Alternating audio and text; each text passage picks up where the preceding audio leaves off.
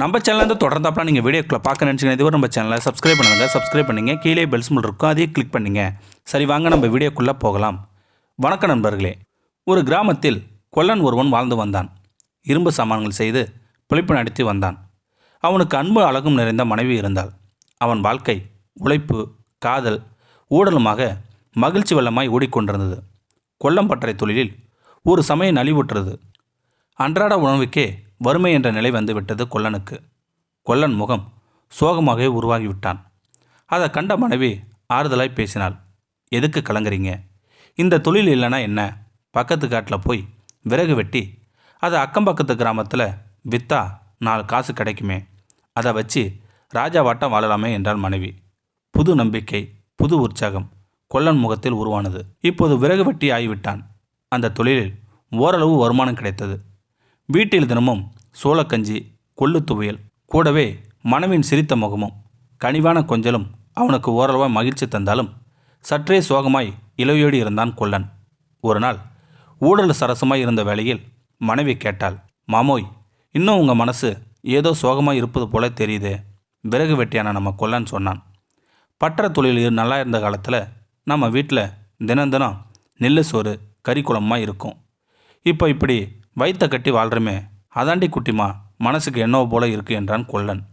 கண்ணு கலங்காதீங்க, என்னோட நகையை விற்றா கொஞ்சம் காசு கிடைக்குமே, அதை மூலதனமாக போட்டு நாம் ஒரு விறகு கடை வச்சிடலாம். காட்டில் விறகு வெட்டுற ஜனங்களுக்கு கூலி கொடுத்து விறகு வாங்கி போடுவோம். கடன்னு ஆயிட்டா எந்த நேரமும் ஜனங்க விறகு வாங்க வருவாங்க. நம்ம நல்லபடியாக வருமானம் கிடைக்கும் என்றாள் மனைவி.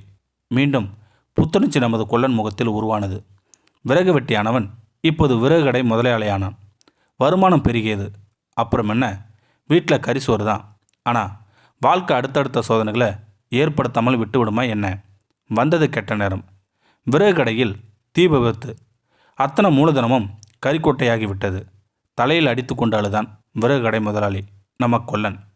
நண்பர்கள் பலரும் வந்து ஆறுதல் சொன்னார்கள்.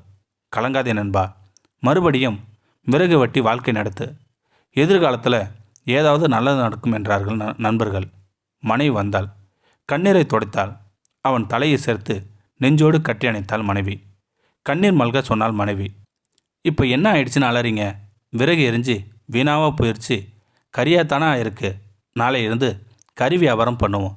தன் தலையை நிமிர்ந்து அவளின் முகம் பார்த்தான் கொல்லன். மீண்டும் வாழ்வில் ஒளி தெரிந்தது.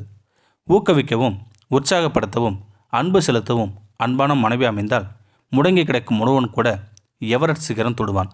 இந்த வீடியோ உங்களுக்கு பிடிச்சிருந்தா கமெண்ட் பாக்ஸில் கமெண்ட் பண்ணுங்கள். கூட உங்கள் ஃப்ரெண்ட்ஸுக்கு ஷேர் பண்ணுங்கள். இதுவரை நம்ம சேனலை சப்ஸ்கிரைப் பண்ணாதங்க சப்ஸ்கிரைப் பண்ணிங்க. கீழே பெல் சிம்பல் இருக்கும், அதையும் கிளிக் பண்ணிங்க. தேங்க்யூ ஃபார் வாட்சிங்.